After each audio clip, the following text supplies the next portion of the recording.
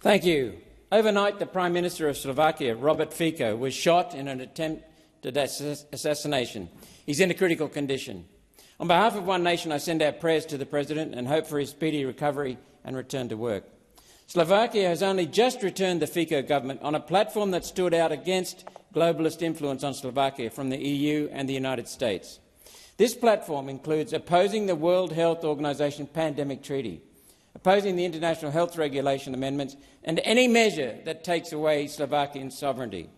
Clearly, the attempt on the President's life is the work of someone who feels the Slovakian people should not be allowed to break away from the control state being constructed in Europe and make their own way in the world, just as their neighbour Hungary has done under President Orban.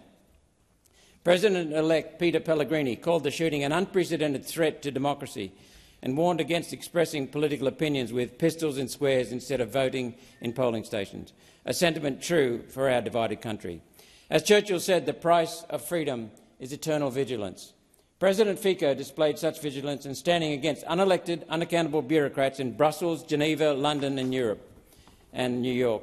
Australia must be vigilant against the continued subversion of our democracy from these same people. Under Prime Minister Albanese, Australia has seen a procession of bills designed to subvert Australian democracy, and today we see yet another guillotine. Thursdays have become Guillotine Thursday as the government rams one freedom-destroying bill through after the other to avoid oversight. Indeed, as we speak, the government is doing exactly that with the Digital ID bill in the House of Reps. The Senate is the House of Review. This government, the Greens and some crossbench senators are making a mockery of our solemn duty. One Nation wants to know who's pulling this government's strings. It's clearly not the Australian people.